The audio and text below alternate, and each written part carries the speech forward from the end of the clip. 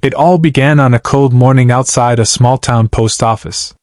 Michael, a single dad and veteran, stood with a letter in his hand. His twin daughters, Lily and Emma, tugged at his jacket, asking if they could buy hot chocolate after errands. But Michael wasn't really listening. His eyes were locked on the envelope he had just picked up from the ground. The words scrawled on the front stopped him in his tracks. "Can you read this letter? Very important." At first, he thought it was just another piece of junk mail. But the shaky handwriting and the urgency in those words struck something deep inside him. He opened it. Inside was a handwritten note, barely legible, written in trembling strokes. It read, "To whoever finds this, please help. I am trapped in my own house. They won't let me leave. I don't have anyone to trust. My name is Eleanor." Michael's heartbeat quickened. His daughters peered over his shoulder. "Daddy, is that real?" one whispered. Michael's instincts, as both a father and a soldier, kicked in. This wasn't just a prank. Someone, an elderly woman, perhaps, was in danger. Michael could have turned it over to the police and walked away. After all, he had enough struggles of his own, raising 2 little girls alone after losing his wife, living paycheck to paycheck, and carrying invisible scars from war. But something in his daughter's wide eyes stopped him. "Daddy," Lily said softly, "what if that was Mommy? Wouldn't you want someone to help?" The question pierced through him like a blade. Michael nodded. "We're not walking away." The letter included an address, an estate far beyond their modest neighborhood. Michael drove his rusted truck toward the location, the twins in the back, whispering nervously. When they arrived, they found a sprawling mansion hidden behind iron gates. It was the kind of place Michael had only seen in magazines. The name on the gate read, Whitmore Estate. Emma gasped. "Daddy, isn't Whitmore that billionaire everyone talks about on the news?" Michael frowned. If this letter really came from her, Eleanor Whitmore, one of the wealthiest women in the country, then something was terribly wrong. The gates were locked, but Michael noticed a side entrance. He and the girls slipped in and made their way to the massive front doors. At first, a stern butler tried to turn them away. But then the twins, innocent and persistent, stepped forward.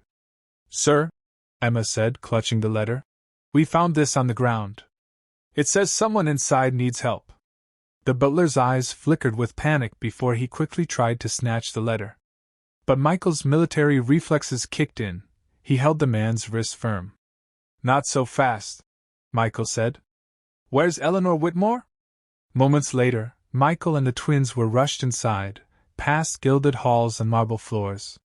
And there she was. Eleanor Whitmore, frail, silver-haired, sitting in a chair near the fireplace. Her eyes filled with tears when she saw the letter in Michael's hand. "You found it, thank God." Her voice cracked. She explained. Her greedy relatives had been keeping her isolated, controlling her fortune, and silencing her every move. The letter had been her only desperate attempt to reach the outside world. Michael listened in shock. His daughters clutched his arms, their little faces pale with worry. Michael didn't hesitate. Using his phone, he contacted a veterans advocacy group he trusted, people who had connections in law enforcement. Within hours, help arrived, real help, not the corrupt lawyers and staff Eleanor's family had surrounded her with. For the first time in years, Eleanor was free to speak, free to act, free to breathe. She reached out and took the twins' hands. "If it weren't for you girls, I don't know what would have happened." But here's where the story turned even more unexpected.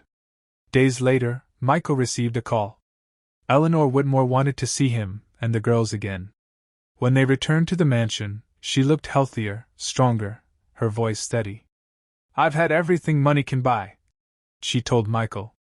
"But I've never known the courage of a father who teaches his daughters to choose kindness over comfort. You saved my life, and in return, I want to change yours." Michael shook his head. "We didn't do it for a reward." Eleanor smiled. "That's exactly why you deserve one." She revealed her plan. She wanted Michael to help her oversee a new foundation, dedicated to supporting struggling veterans and single parents. She wanted his daughters to grow up knowing that their small act of compassion had built something far greater than themselves. That night, back at home, Michael tucked Lily and Emma into bed. "Daddy," Lily whispered, "did we really rescue a billionaire?" Michael chuckled softly. "No, sweetheart. You rescued a human being who needed love. Money doesn't change that." Tears welled in his eyes as he kissed their foreheads. For the first time in years, he felt a sense of purpose bigger than himself. Weeks later, news outlets across the nation ran the story: veteran and twin daughters rescue billionaire from family imprisonment. But Michael didn't care about the fame. What mattered was the foundation they built together, one that gave homes to veterans, scholarships to children, and second chances to families in need. And every time Eleanor Whitmore visited, she'd kneel down, look at the girls, and say the same thing. "You two are proof that sometimes the smallest hands can carry the biggest hope." Michael had found the letter by chance. But maybe it wasn't chance at all. Maybe it was destiny, reminding us that kindness isn't just about grand gestures. Sometimes it's about stopping to read a letter on the ground, listening to a child's question, or choosing not to walk away.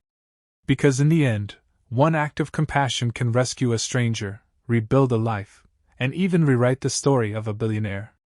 And for Michael and his twin daughters, it was proof that the greatest wealth in the world isn't money, it's humanity.